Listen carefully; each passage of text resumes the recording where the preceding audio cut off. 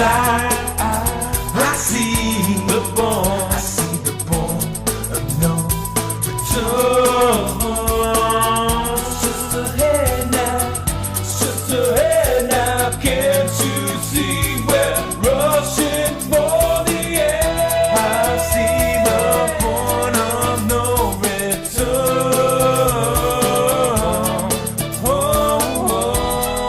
Now I see the point of no return. It's just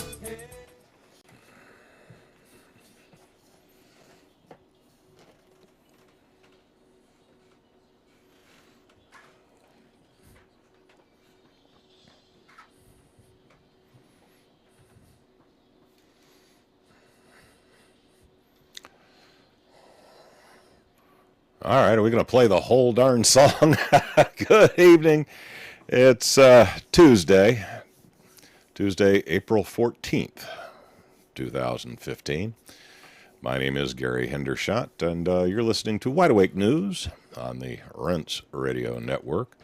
And yes, I'm actually live, assuming you're listening to this on April 14th of 2015. Yeah, you know, for those of you out there who keep track of such things, I was indeed under the weather last Tuesday and was not able to do a live broadcast. And then Wednesday, I heard that Charlie McGrath was not going to be able to broadcast because he had a death in the family. He had to take care of personal business. So yeah, there has been a little disruption recently to the Wide Awake News schedule, but we'll try to make up for that at least a little bit tonight.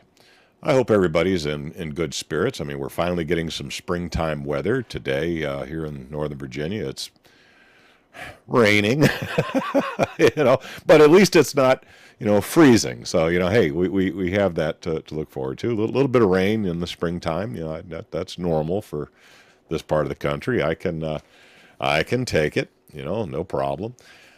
I just wish it would stop because it's now been raining for about, 3 days nonstop. You know, it'd be real nice to have enough sunshine out there that I could actually do a little bit of planting. I put some planters out for the wife. I think she has in mind to do a little gardening, and until the rain stops, I can't even get that set up for.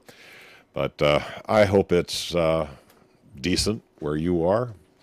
I think we're all happy to be back into that global warming syndrome known as springtime. It's been a long time coming this year. You know, like many of you out there, I work in I guess you used to call it a white collar position. You know, I guess that kind of describes what I do. Although these days, I don't wear a white collar. Shoot, I don't even wear a suit and a tie very often. But most of my work day involves sitting in front of a computer, moving email messages back and forth. And of course, if you're like most in that type of a position, you dread the what's become infamous as the Interoffice memo. You know, usually that's your boss, who's probably 20 years younger than you, has no experience in the job, but is the nephew of the owner and has one of those Harvard MBA degrees. And, he's sending you some sort of email that is best interpreted as micromanagement. Yes, we all dread the micromanagement of the modern day email system. Well, if you work for the Justice Department, you just recently got a email from Eric the Holder. Yeah, he's still around. He's been keeping kind of a low profile of late while they try to find somebody to replace him.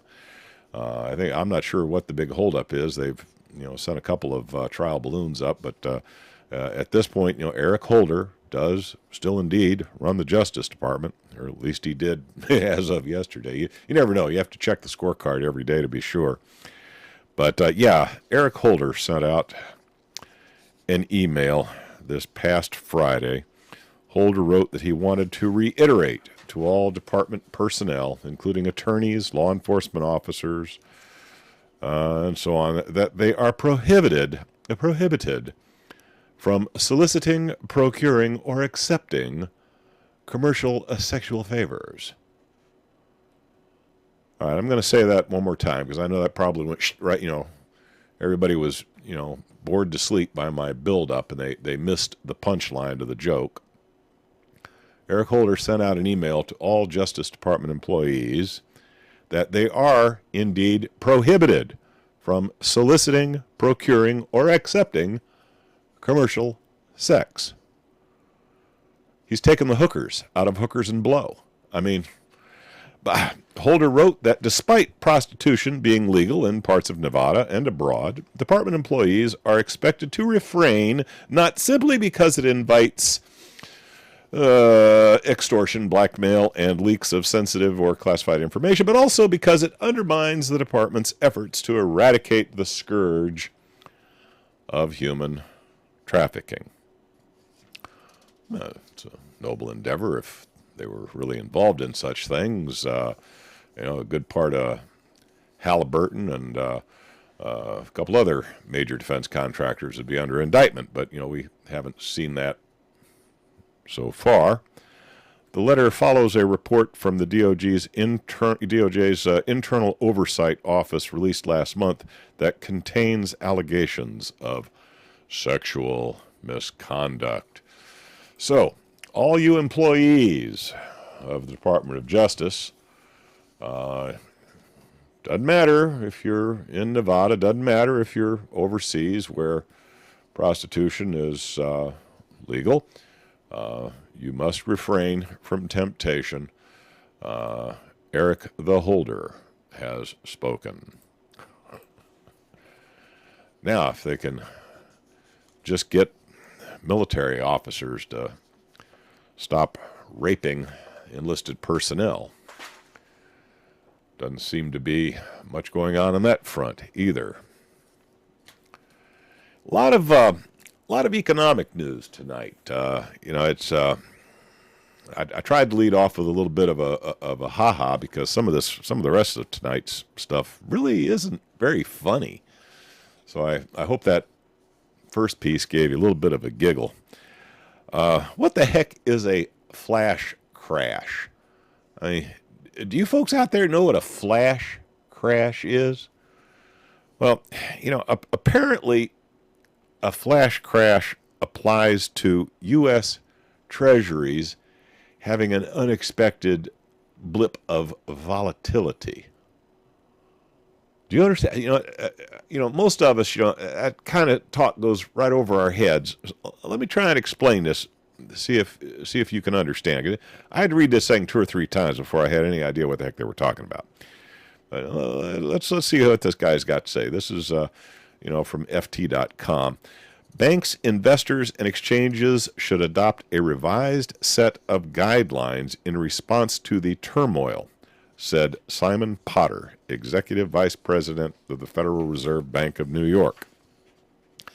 The U.S. Treasury market is the biggest and most liquid in the world. Okay, we're talking about U.S. Treasury notes here. And forms the bedrock for the global financial system. Okay?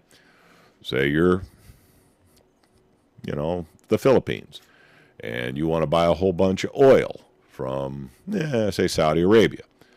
What you do is you take a whole bunch of your local currency and you exchange it for U.S. Treasury notes. Then you take the U.S. Treasury notes over to Saudi Arabia, and they accept those as payment for oil. That's how a lot of business is conducted in the world. And nations depend on Treasury notes to be fairly stable so that they can be accepted as a form of global exchange. And for the longest times, ever since Bretton Woods, that stability has been pretty much assured at the point of a U.S. gun. However, last October, Treasuries seesawed dramatically, seemingly on little news. There was no real good reason. The yield on the benchmark 10-year U.S. government bond, which moves inversely to prices, slid as much as 33 basis points to 1.86% before rising to settle at 2.13%. You know, I look at that and I say, okay, that's not much of a move. But when you talk about the kinds of billions of dollars being transacted, 33 basis points is a lot. Mathematically, this move was so sharp, it would only be expected once every 1.6 billion years. Or so say those who have the Harvard MBAs. However, Mr. Potter warned in a speech on Monday that the unintended consequence of regulatory and market changes could mean that sharp intraday price moves become more common in the future. What he's saying is that the frivolous printing of money from out of nowhere is starting to have an impact on Treasury bond yields, and the fact that at this point there might actually be alternatives to U.S. Treasury bonds that nations might find acceptable for their international business dealings means that the expected stability of U.S. Treasury notes might not be there anymore. Now, I've been hearing for 10 years that the U.S. Financial system is going to collapse any day now. It's going to collapse. It's going to collapse. It's going to collapse. And there's been a lot of hand wringing and a lot of panic press out there in the alternative media. Oh, it's going to happen every day. It's going to happen any day. And I'm sure that a lot of storable foods have been sold based on this fear motivation to get people to go out and this whole phenomena regarding prepping seems to be centered around everybody's belief that the U.S. economic system is just flat going to crash at any moment. I'm not so sure. I liken it to a slow motion train wreck that's been going on for, many years and could conceivably continue for many years into the future. For all I know, they could keep this system functioning at some level for another 10, 20 years. I really don't know. It seems that, each time we go around one of those hairpin corners, a few more people get thrown off the train. They're thrown into the ditch, and, nobody seems to be concerned about all the people for whom the U.S. economic system has already crashed. And there's a lot of them out there, okay? I think at last count there was like 93 million people in the United States who would really kind of like to find some useful work to do, some way to generate a little income, but they've been unable to find suitable employment. So, for a lot of people out there, the U.S. economic system isn't about to fail. It's already failed. The only reason it hasn't failed for you, the only reason it hasn't failed for me, is because we're still hanging on with with the skin of our teeth, just barely, and who knows? The next hard corner this runaway train goes round could knock you off, could knock me. It could happen. At that point, it becomes personal. At that point, the U.S. economic system has indeed failed for you. Now, because only a few people get tossed off the train at every rough corner, the full impact of the economic collapse is never realized. Okay? If it just one day collapsed tomorrow like it did in 1929, there would be a lot of very angry people all at the same time looking for a pound of flesh, trying to figure out who the hell it was that caused the problem. But the way it's been spread out over many, many years, with just a few here and a few there, a few 100,000 this month, a few 100,000 the next, the cumulative impact is kind of hard to see. You see where I'm going with this? If you're looking for a single event that denotes the collapse of the U.S. economy, it will be that day when you receive your pink slip, or that day when the boss just sends you an email and says your services are no longer required. I think that's the way it's done nowadays.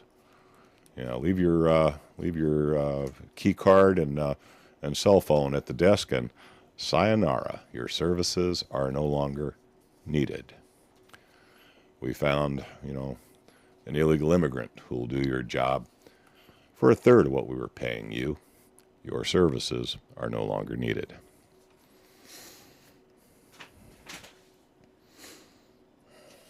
That is when the economic collapse will become real for you.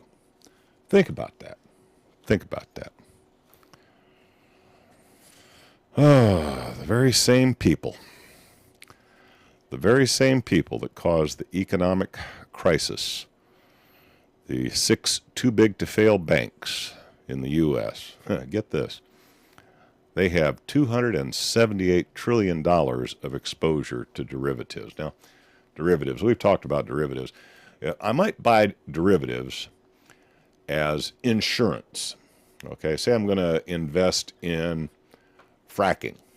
Okay, there's a bunch of companies out there doing fracking, and I decide, well, this looks like a promising business venture, and I might make a nice return on my investment, so I'm going to invest a whole lot of the bank's money in these fracking companies, hoping to make a return for my boss. But, I want to hedge my bets just in case I'm wrong, and just in case gas drops all of a sudden from, $100 a barrel for oil down to about $50 a barrel for oil. It couldn't ever happen, right? I mean, it'll never happen in a million years. I mean, surely investing in these fracking companies is a safe investment. But, if that ever did happen, I might want to have kind of a hedge of my bet just in case, so that instead of me suffering that loss, I can push that loss off on somebody else. And of course, if there's somebody out there willing to pay for something, some Harvard MBA will come up with a way to provide it. So if you're Citibank, you might go to J.P. Morgan and say, hey, I'm investing in all these fracking companies. Will you take my marker and hedge my bet so that if I lose, I'm not on the hook for the whole loss? And J.P. Morgan looks at it and says, yeah, our risk analysis says this is a good risk and we'll do it for this much.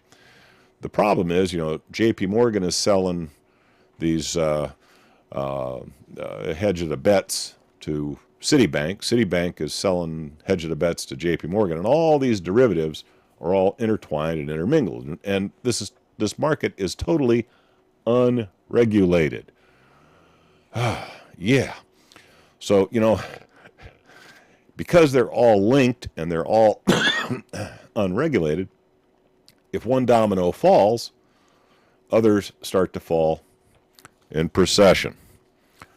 Now, just to give you an idea of how bad it is, let's go to the summary here. Well,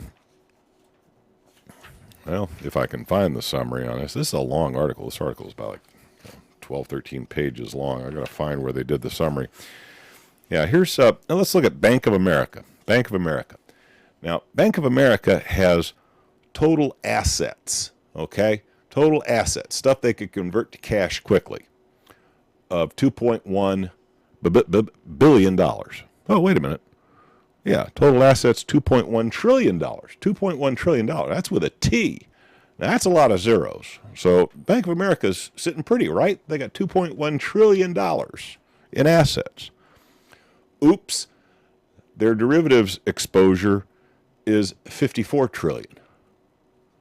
54 trillion. Whoa. So they got 25 times as much exposure on derivatives as they got cash? I think that's what they mean by fractional banking. How about Morgan Stanley? Let's see here. Morgan Stanley has a little less than $1 trillion. They got about $800 billion in assets. Their exposure on derivatives is $38.5 trillion. Any of you out there bank with Wells Fargo? Wells Fargo has assets amounting to $1.6 trillion. That's a pretty big outfit. $1.6 trillion in assets. Their derivatives exposure is $5.5 trillion. So actually, compared to some of the others, Wells Fargo's not in such bad shape. I think we're coming up on a break here momentarily, so we may have to finish our discussion of derivatives and exposure by the lending institutions once the break is finished. But the executive summary on this is it just takes one domino pushed over to cause the fall. And when we get back from the break, we're going to talk about what might be that domino that's just about to go over. Back right after these important commercial announcements.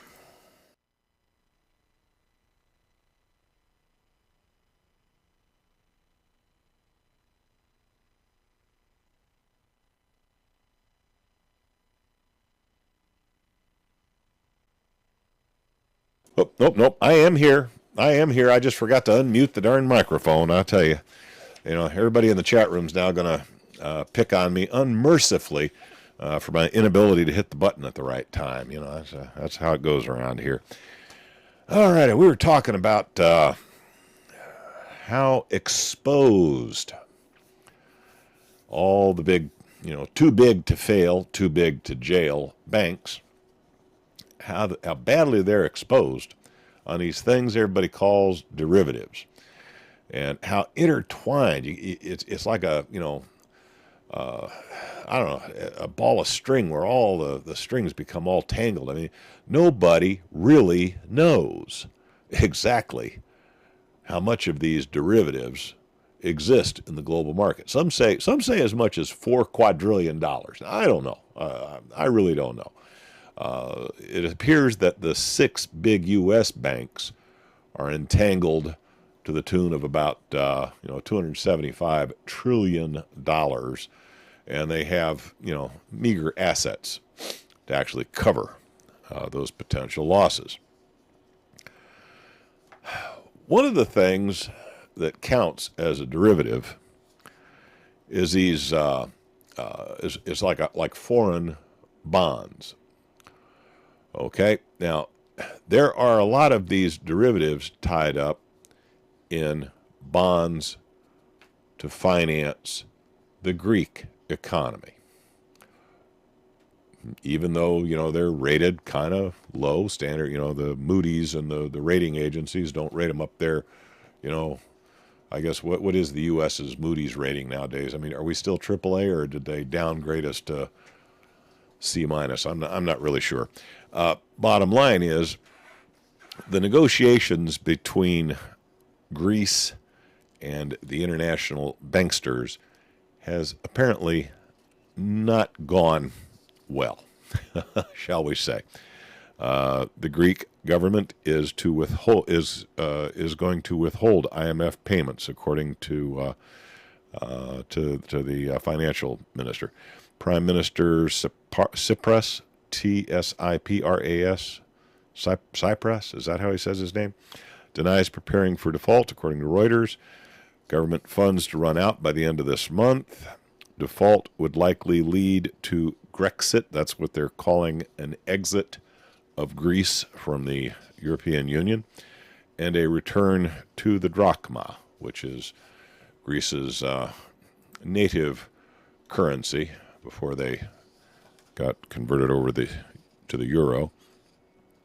The EU may not withstand the uncertainty surrounding the breakup of the monetary union.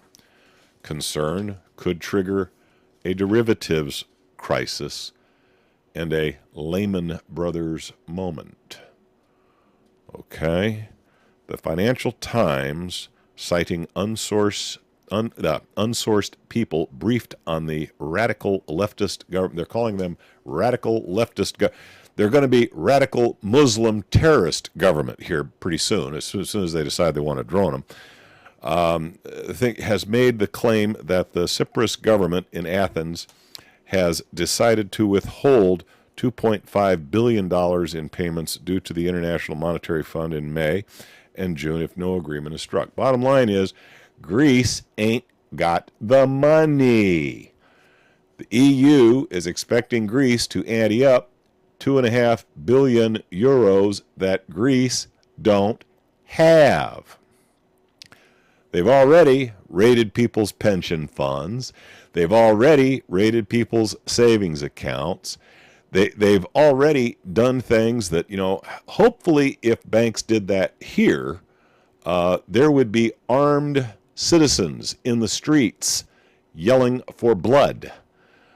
But, they've already done this stuff in Greece. No wonder the Greeks are a little pissed off and they're out in the street yelling and screaming and shaking their fists.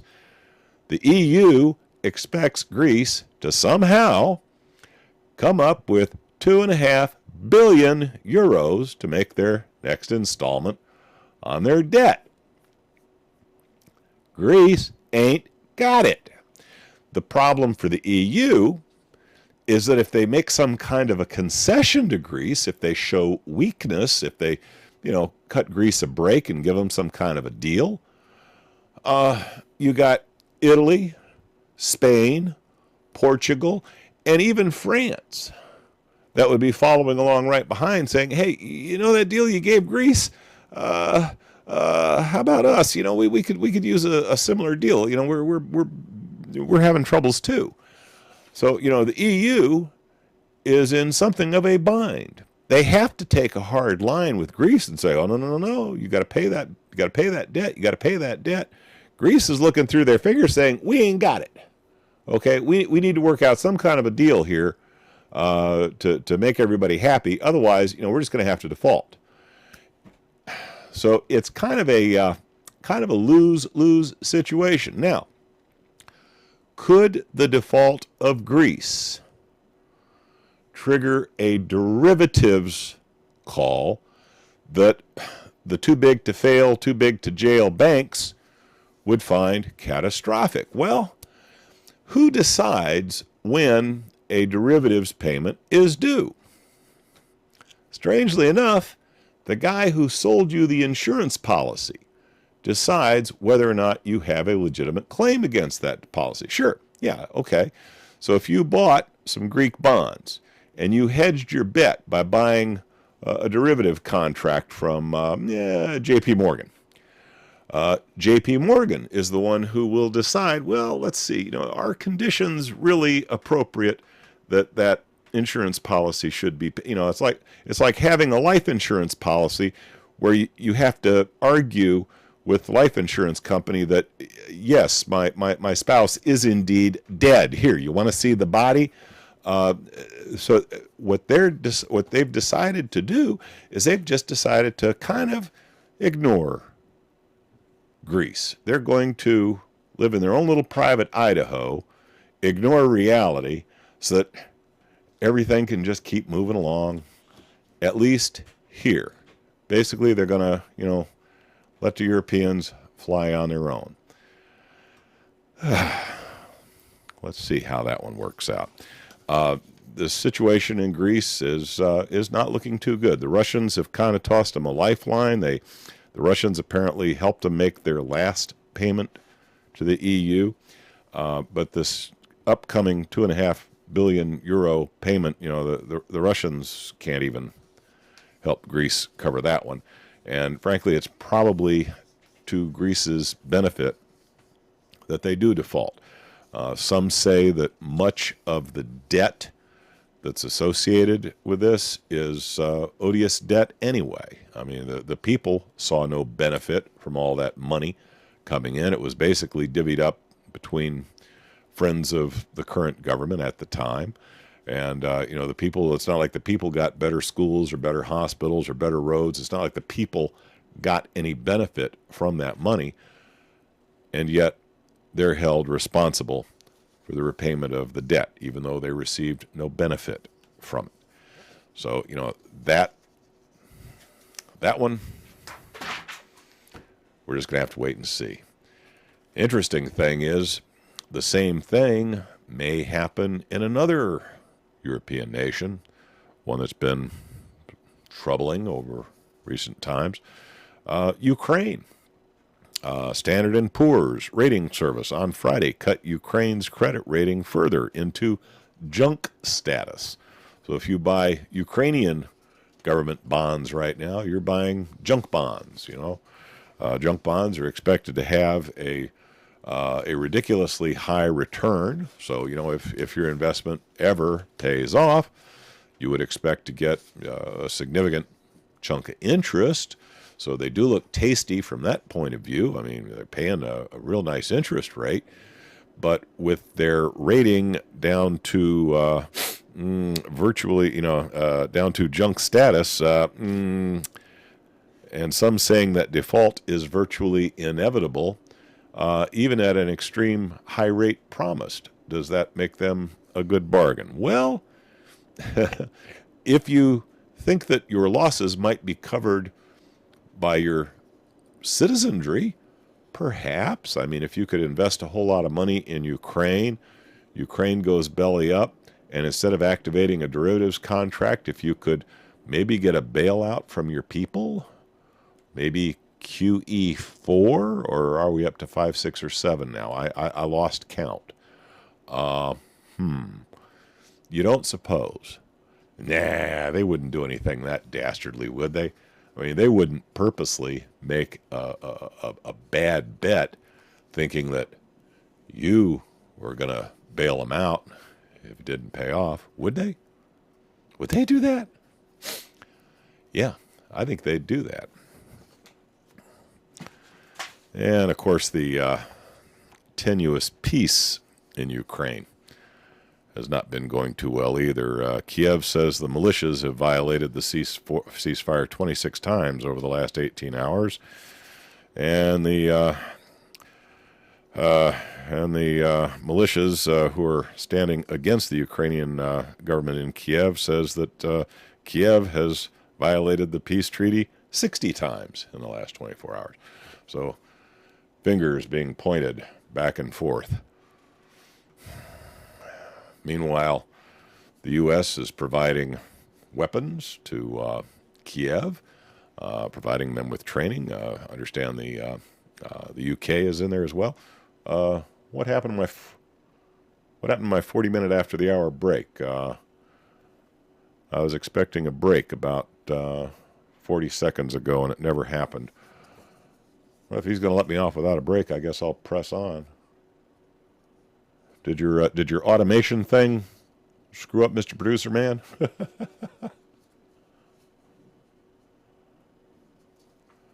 Yep. Okay. Yeah. His automation gizmo screwed up. Okay. Well, if I hear the music, I'll have to stop in the middle of it. Otherwise, I'm just going to press on. 60 violations of the ceasefire have been registered over the last 24 hours. Our positions were shelled from different types of weapons. As a result of shellings, 1 militia fighter died and 5 more were wounded. The Donetsk news agency quoted the DPR Defense Ministry as saying, Kiev's military operation headquarters said that from 6 p.m. until 12 a.m. on April 13th, self-defense forces, that's the separatist forces, violated the ceasefire 26 times. So they're pointing fingers at each other. The Kiev government is building up along the line of demarcation. Many say they're using this lull in the fighting to reinforce their positions. I understand that they're going through the countryside, drafting any able-bodied person. They're dragging kids out of their college dorms, and I understand they're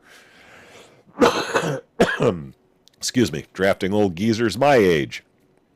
I mean, frankly, if you're if you're able to carry a gun, you're going to be carrying a uniform for the government in Kiev. One of the things, we go back and forth on whether or not Russia is involved in this thing. Of course, Russia is involved. Okay, the people of eastern Ukraine are ethnically Russian. They're Russian-speaking people. There is a long history of Kiev and Russia being part of the same national structure. I mean, Ukraine was indeed part of the old Soviet Union. And, Russia is going to fall on the side of the Russian-speaking peoples of eastern Ukraine. You've got to assume that they have the equivalent of U.S. Special Forces. You've got to assume that Russia has the equivalent of U.S. Special Forces engaged, at least in an advisory capacity.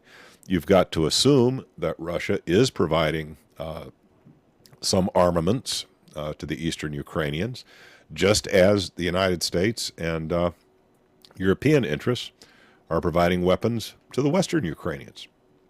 The problem is, when you get a tinderbox like this with, everybody standing around striking matches, with gasoline all over the place, you just never know when the right spark's going to hit the.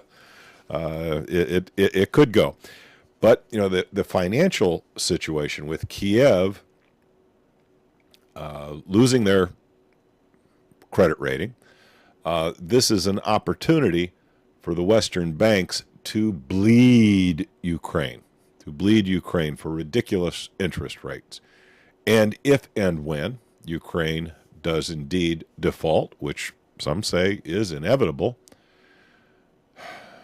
you have to really wonder if all these insurance policies and derivatives plans and all these fancy financial instruments that the too big to fail, too big to jail have come up with, you got to wonder if those will come into play to cover the losses, and that it'll be, that the upper 1% and those Harvard MBAs will take their hit on the chin, or if those losses will be passed on to you. In the past, it's been your baby. Wonder how it's going to go this time. You willing to buy a derivative contract on it?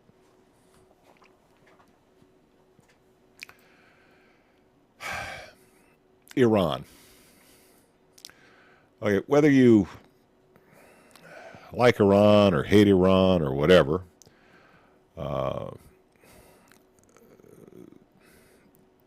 there has indeed been a lot of tension between the United States and Iran ever since they tossed out the U.S. puppet regime that was the Shah of Iran. This was back during Carter's administration. We've been kind of,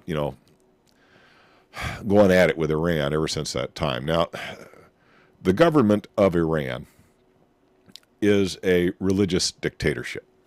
No question about it. I mean, the people who are running that nation are not nice people. Strangely enough, the average Iranians are really good folks. I mean, I've had a lot of business dealings with them. A lot of the ones who are here in the United States came here to get away from the Shah of Iran, and they've established businesses, and they're an integral part of our community at this point, and they're good people. They're good people to do business with. They're very reliable, very honorable people. So when you start thinking about the people of Iran, they're good folks. Okay, they're no different than you. They got their wife, they got their kids, they got their business. They really, really, really just want to kind of be left alone. But yeah, the government of Iran is a bunch of jerks. And these mullahs that seem to pull all the strings behind the scenes, it's a clown car operation. Then again, look at the United States. I mean, most of the people that live in the United States are good folks, okay? They got their wife, they got their kids, they got their mortgage, they got their business, they got their job to go to. They just really kind of want to be left alone. But the government is a bunch of jerks. It's a clown car operation. Now, it would be real nice if, we could get those two clown cars in a demolition derby where the people of Iran and the people of the United States had no part of it, okay? I mean, hey, Iran, you get all your mullahs, you try and fit them all into a VW Beetle, okay? and we'll get all of our clowns, and we'll try and fit them into a Toyota Corolla, and we'll just set them up and let them go at it in a demolition derby, and we can stand back and cheer. Okay, that would be fine. But the problem is when these two clown cars get to knocking into each other, they always want to drag us in. Okay, they want to drag in the people, and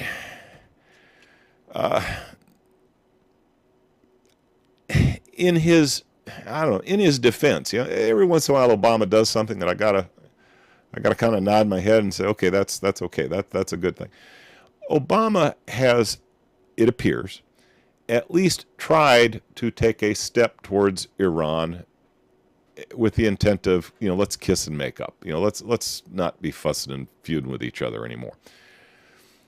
Iran appears to be taking advantage of Obama's olive branch and wants all the sanctions lifted that have been increasingly stringent ever since they toppled the Shah of Iran. It appears that Obama has withdrawn the demand that Iran disband its current government and install a U.S. puppet. I mean, originally, that was the only thing that was going to satisfy the United States is, hey, you mullahs got to step down, and you got to have a government in there that is favorable to United States interests. The Iranians weren't having any of that, so, we've been in a standoff ever since. Well, Obama's agreement, not really a treaty agreement, it's kind of a wink and a nod and a handshake deal. We'll remove the sanctions on you. You agree not to advance your nuclear program for at least 10 years. Okay, so this is agreed to. Congress, particularly the Senate, objects. They get tremendous campaign monies from AIPAC and other Israeli-affiliated organizations, and are indeed pretty much owned by the Israel lobby. So, they're not keen on this idea, and they're passing what appears to be a veto-proof bill that says, okay, you can make your handshake deal, but we get final say, which means that the Senate will kill this deal with Iran. Probably because Betty Netanyahu whispered in their ear and said, hey, if you guys take the sanctions off of Iran, there's not going to be as juicy a campaign contribution next time around as you might think. Oops, well, we can't have that. Into the fray comes Vladimir Putin with a long-delayed delivery of surface-to-air missiles.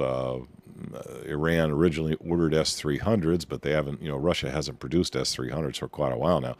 So Iran might actually take delivery of some S-400 anti-aircraft missile systems. That's a very capable anti-aircraft system.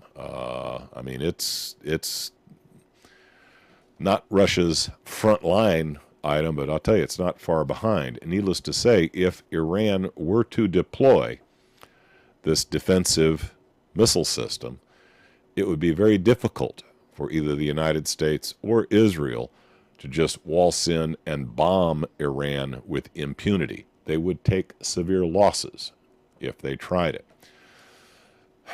So what does it all boil down to? It's same as always. It's pushing for power. Iran sees itself as the leader of that part of the world. Perhaps rightly so. They may have a little disagreement with the Saudis. They may have a little disagreement with the Turks. But Iran sees themselves historically as one of the more influential nations in that area. And they do not believe that they should be cowered by either the United States or Israel. Now, the Iranians are proud people. They may be a bunch of crazy whack jobs at their highest government levels, kind of like the United States, but they're a proud people, and they're not just going to roll over and play dead. They stood the worst that Iraq could throw at them. Iraq acted as a U.S. puppet at that time to go over and kick Iran's butt.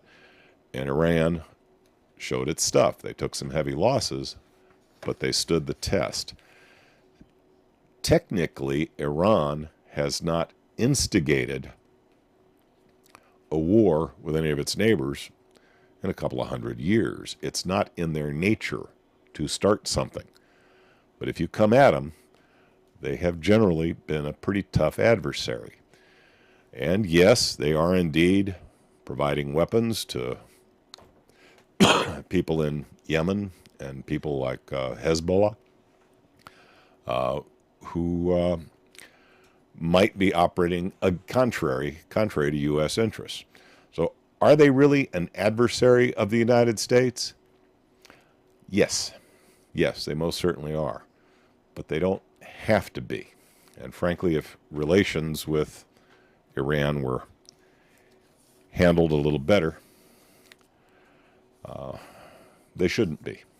They really should not be our adversary. They're between Iran and Syria, they're probably the two most likely allies we could have in that region. But because of short-sightedness and a lot of APAC financial support, such a possibility is totally ignored. Did you hear they found water on Mars?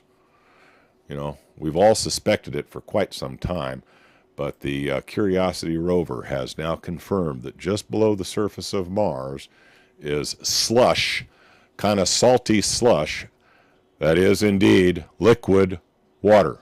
Cool, huh? I'm hearing the music. That's it for me. I've done my share of barking at the moon for this week. I'll be back next Tuesday, and we'll just have to do it all over again. Good night, everybody. Okay. Kind of threw me off a little bit when the automation system over at Rents didn't play the music to me when I was expecting it. I'm going to talk over the break. I'm going to be talking right over the commercials. Oh, my God. That happens sometimes. Let's see. Yeah, water on Mars. They really indeed, okay. I think back during the, I think it was the Viking? I think the Viking landed on Mars. You know, there were a couple of the experiments that went up on that spacecraft that appeared to show indications of life on Mars. And I think it was, you know, one key experiment came back negative, but a couple of the others came back with very intriguing results. So, you know, there has always been a bunch of people out there who, you know, kind of shaking their head saying, what's the problem, NASA? Just, you know, go ahead and come out with it. Admit it. Yes, there is indeed life on Mars, at least, you know, bacterial life or something. You know, I'm not saying, you know, little gray space aliens are walking around up there, but, you know, there apparently are conditions on Mars that are at least conducive to life. So, you know, I for the life of me, I can't understand why NASA. Some say that you know, the herd is so simple-minded that, you know, if we admitted that there's life all over the place in the universe, it would disrupt their religious beliefs, and, you know, society would collapse. They would not be able to stand the shock of knowing that life was unique in the universe, and only on this little blue dirt ball. Yeah, right. Now that they have admitted that, yes, indeed, there is liquid water on Mars. A lot of us looked at pictures of Mars a long time ago and said, this looks like a dry riverbed here, you know. This looks like water erosion over here. You know, we're looking at this stuff saying, well, these are some cool pictures that's showing obvious signs of water on Mars. And everybody, oh, no. Could maybe 1 billion years ago there was water on Mars, but there's none there now. It's an arid planet. Yeah, right. You go just a few inches under the surface of the dirt, you got something kind of like permafrost up in northern Canada and Alaska. You know, it's like slush. It's frozen mud is basically what it is. Now, somebody in the chat room just said, we can drink it. Well, not without some purification, because it's got a lot of heavy metallic salts in it. But with a little bit of treatment, yeah. Now, one thing that this does lead you to think about is if you decided to colonize Mars. Okay, say there's some people talking about sending a one-way ship up there. A bunch of people have volunteered to take a one-way flight to Mars, knowing they can never come back. And I think a lot of people are surprised just how many people were willing to make. I'll go. Yeah. Okay. That's probably the best way to do it, because if we sent a whole bunch of people to Mars, we have no idea what sort of infectious agents might exist on Mars. I mean, when you think, you got to think about this, okay? So if you sent people to Mars and then brought them back, how are you going to quarantine those people to see what they might have brought back with them? Here again, I'm not saying that some face-eating alien's going to. I would be more concerned about microbial life, bacterium, viruses, stuff we've never seen before that evolved in a totally alien environment. Now, some will argue that because if such life forms exist, because they evolved in a totally foreign environment, the chances that they'd be able to infect us would be pretty slim, because they wouldn't have the right receptors to hook into to our cell structures. They would be designed to attack some other form of life other than us. Maybe life is similar enough across the expanse of the universe that similar characteristics apply. So, we just, here again, I'm hearing from the chat room that this is old news. Well, the reports I read was just yesterday. Yes, for me, it's old news. I've known for a long time that there was water on Mars. All I had to do was look at some of the first pictures that came back, and it seemed obvious. But it's just now that NASA has confirmed that the Curiosity rover has discovered that water does indeed exist just under the surface in the form of permafrost. It might be old news for you, might be old news for me, but for a lot of folks out there, the fact that NASA has now put their seal of approval on it, never a straight answer, NASA, means now all of a sudden it's for real. Yesterday we were just kooks out there yelling at, barking at the moon. Now all of a sudden it's real. Do have an interesting video I'm going to play here. We have now seen the interior of the remains of at least one of the Fukushima reactors. The Japanese managed to get a robot inside of one of the containment areas. Apparently, it got about 10 meters in, and then they lost the ability to control it. Last I heard, it managed to send about a 2.5 minute live video feed before the radiation in the containment vessel overwhelmed the circuitry of the robot, and it became inert. Now, it's recording as much as 10 sieverts per hour. 10 sieverts per hour. That's about 3 times as high a reading as what they got right after the reactors went critical. Just to give you an idea, this robot managed to survive for about 3 hours exposed to that environment. What you're seeing there, the steam you're seeing, is water that's apparently being boiled off by the radioactive fuel that's quite literally everywhere in the containment vessel. This robot apparently lasted for 3 hours in that environment. It is put forward that a human being would not survive 1 hour in that environment. Actually, even a very short-term exposure would probably kill you dead. But if you were exposed to it for 1 hour nonstop, you would be microwaved. Okay? So, this is 10 sieverts per hour. Man, that's a lot of rads. That's a lot of rads. But, it is interesting that we've at least got some videos. Hopefully scientists will be able to, engineers and scientists will be able to figure out, what they're looking at and, hopefully at some point or another make some kind of a plan for how they might clean that up. It's a rough one. Fukushima, the gift that just will never stop giving. That thing is still going to be glowing in the dark when we're all old and gray.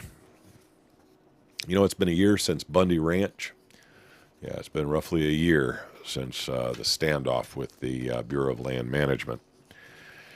And the Bureau of Land Management's back in the news. They want to evict gold miners from claims that their families have been working since the 1870s in southern Oregon. So once again, we've got a standoff between the Bureau of Land Management and people who are legitimately utilizing federal land under a deal that was made. The BLM has just decided that they can unilaterally change the deal, much the same way they decided that they could change the deal with Bundy. Now, when you look at this, it all seems to be part of this Agenda 21. Basically, they do not want you to have the use of the land that was your birthright.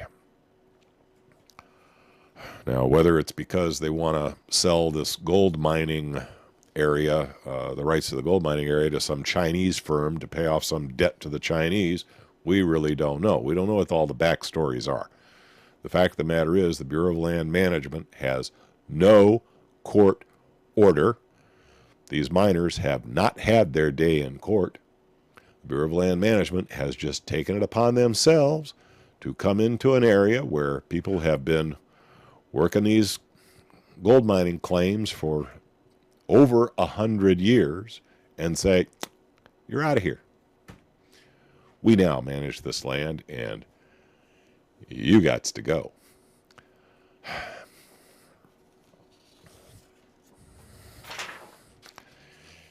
And that's it. That's it on my prepared articles. And I'll tell you, I'm getting tired. This bug I've got tends to drain you.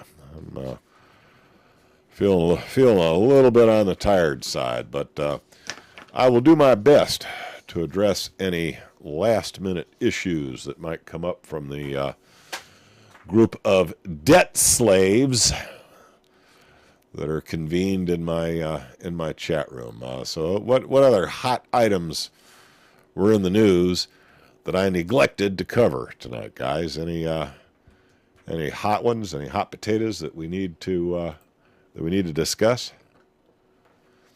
I'll tell you one hot item that's gonna, if I don't blow my nose, I'm going to embarrass myself. So stand by.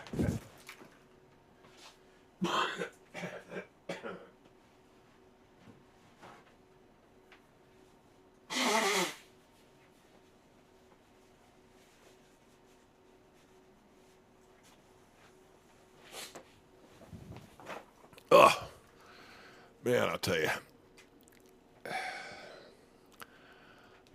Sandy Hook hoax. I'm not sure on that one, Maury.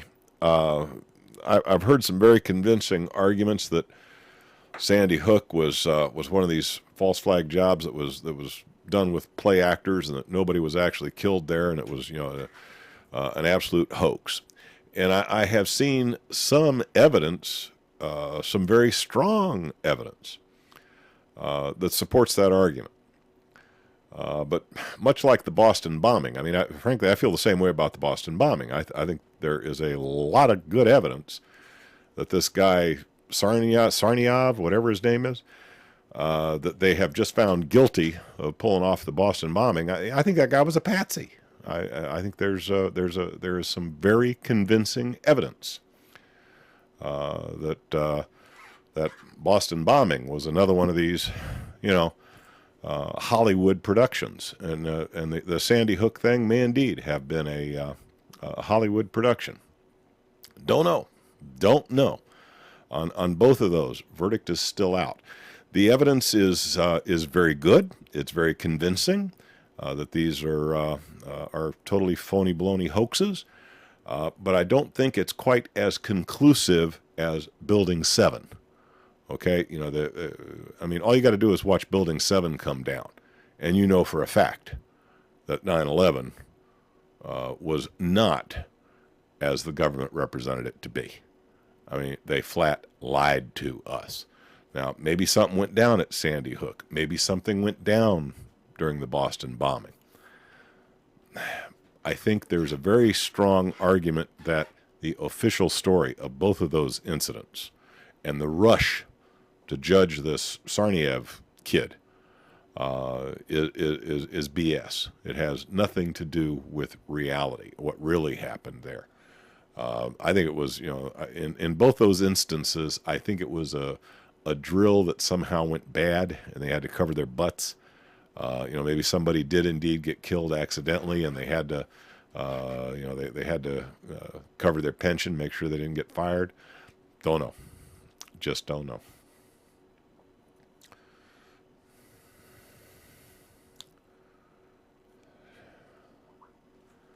Oh, we're talking about them new fast-charging aluminum-ion batteries, yeah.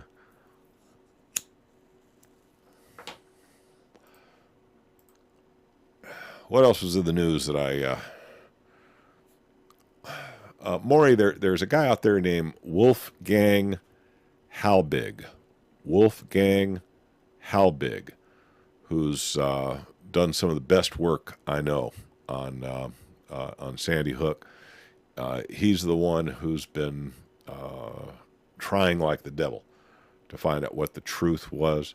He's the one who's developed most of the evidence that was indeed a hoax. I think if you do an internet search on Wolfgang Halbig, you'll find a lot of the material that he's developed, and his stuff is the most definitive. Anything else you read is third-party conjecture.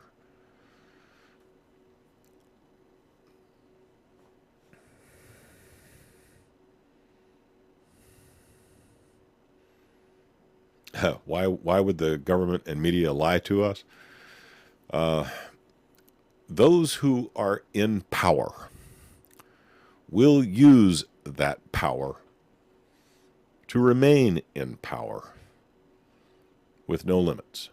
They will not hold themselves liable to the laws that they hold you to. They believe that they are above the law and that it is in the it's a national security thing that they remain in power. And even if they got to lie to you and do, absolute terrible things to keep you toeing the line, they will do them justifying it by, it's in the national interest. It's in the national security interest. I mean, frankly, Richard Nixon made that argument for breaking into Democratic headquarters. He said, oh, it's against the national interest for those darn Democrats to win. It's in the national interest that only I be king. So, people in power will use that power to remain in power with no limits. Okay, they consider themselves above the law, and they consider it, they consider it their duty to remain in power. So, let's put it this way. If you could change anything by voting would be illegal. They would make it illegal. So, you vote for poo-poo or doo-doo. As long as you vote for poo-poo or doo-doo, you're okay. If you stand on a soapbox and decide you want to vote for somebody other than poo-poo or doo-doo, you're a terrorist. We're going to drone your ass.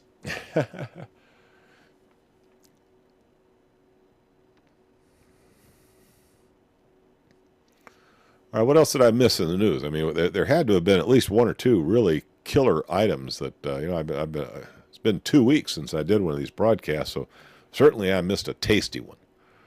Did you hear that the universe is not expanding nearly as fast as they thought it was, and that the theories involving dark matter and dark energy will have to now be adjusted because apparently there only needs to be about a third the amount of dark energy and or dark matter in the universe to make all the equations work.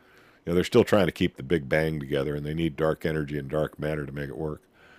But yeah, apparently some new studies of supernova in distant galaxies has apparently dramatically reduced the speed at which the expanding universe is accelerating. And this means they're going to have to rework a lot of their equations.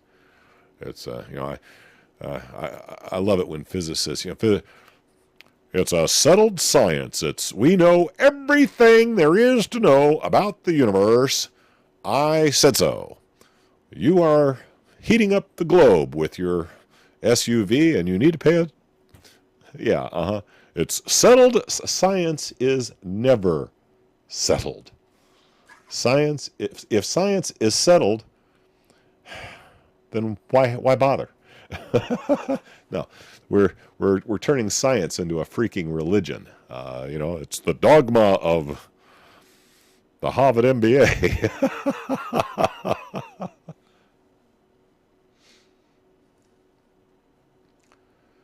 I'm not sure about the Charleston shooting. I haven't read on that one yet.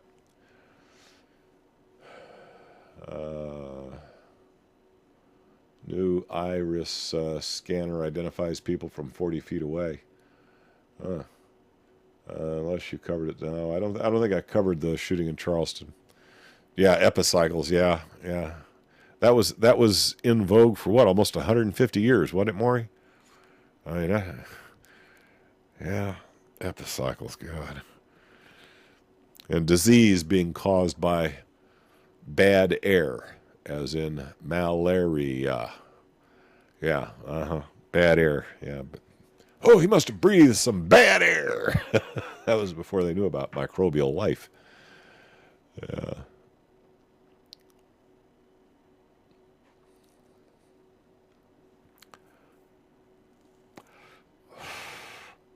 Yeah, actually, epicycles does work. I mean, that's the interesting thing. It turned out that it was actually simpler than they had ever imagined.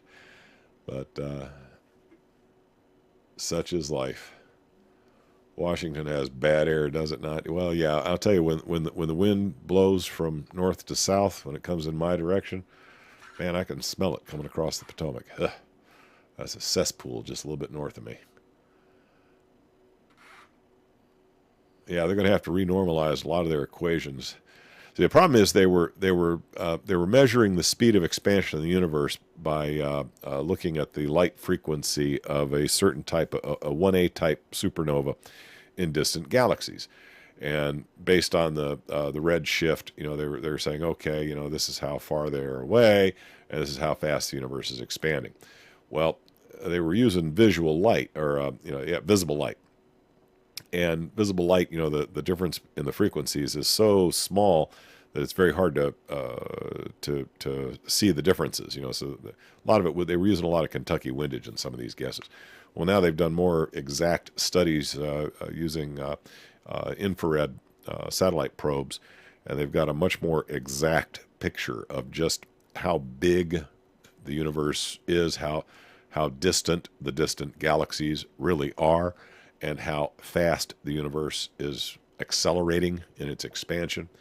And because of these new numbers, they're going to have to do some serious recalculating on a lot of stuff that everybody held as if it was epicycles. I mean, this has been settled science since Einstein, and now they got to rework a whole lot of stuff.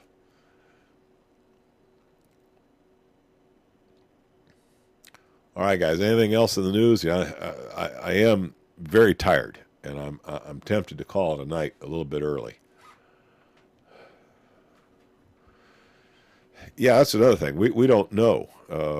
We just assume that Hubble's equations on redshift are accurate. See, that's another one that nobody's really proven that. But here again, that's settled science, right? Hubble said so. So our priest Hubble, who was at the right hand of God, said so. So it's got to be right. Yeah, true.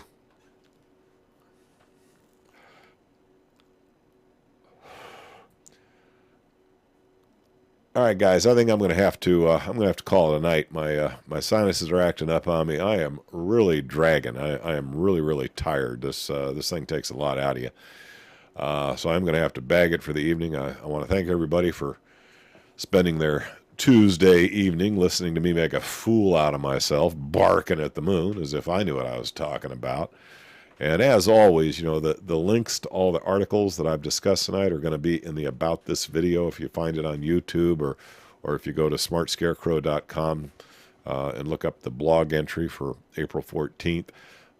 All the links to all the various articles that I discussed tonight will be provided. If I hit on anything that really piqued your interest that you want to know more about, please do use that resource. Read the articles in their entirety. And as always, consider and make up your own damn mind. That's it for me, guys. I'm out of here. Y'all take care.